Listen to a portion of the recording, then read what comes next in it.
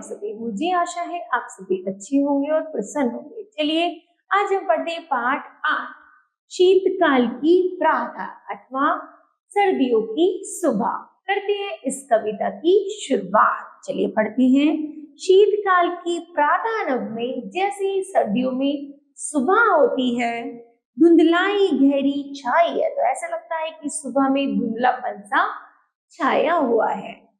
चांद खड़ा सिमट अंबर में और चांद ठंड की मारे सिमटा सा खड़ा हुआ है।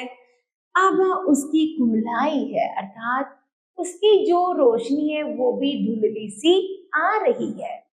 सहमा सहमा सिकुड़ा सिकुड़ा किरणों सब जाल समेटे, अर्थात ऐसा लग रहा है चंदा मामा ने भी अपना ठंड से सिकुड़कर अपनी किरणों को भी समेट लिया है।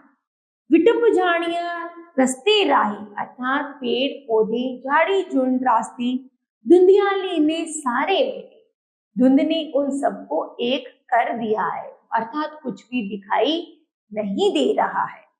हिम ऐसी सर्दी के डर से, अर्थात बर्फ जो है और सर्दी के डर से जैसी पड़ रही है, अभी नहीं उषा नहीं झांका, तो उसके डर से अभी सूर्य भी नहीं निकला है।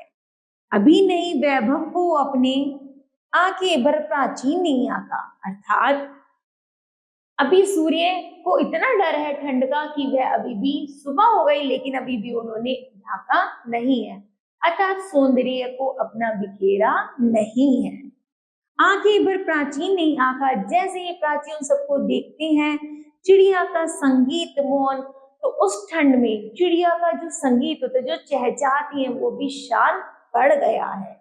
खगनीड़ों की गर्मी में सोए, और जो पक्षी हैं वो भी पेड़ों की पत्तियों में अभी भी सोए हुए, अर्थात उन्हें भी सुबह होने का एहसास नहीं हुआ है। पंख पंख में चोंच चोंच में भावों में निज भाव संजोए, अर्थात पृथ्वी पक्षी के पंख में चोंच में जो भाव है कि जैसी सुबह होगी वो बोलना शुरू करेंगे, लेकिन ठंड इतनी है, धुंधला इतनापन है कि वो अभी ठंड नहीं, अभी सुबह नहीं हुई है।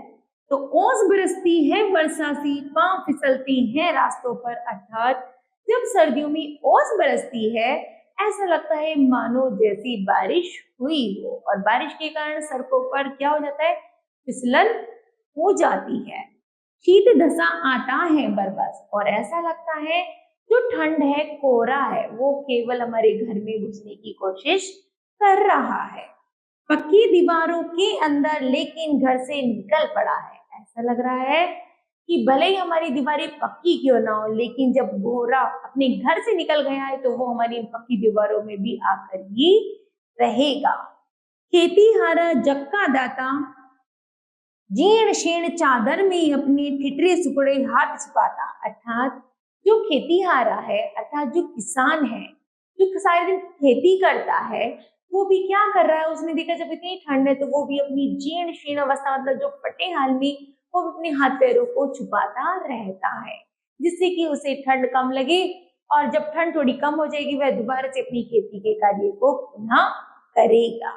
इस तरह बच्चों यह कविता समाप्त होती है। मुझे आशा है कि आप सभी को यह कविता अवश्य समझ आई होगी। धन्यवाद।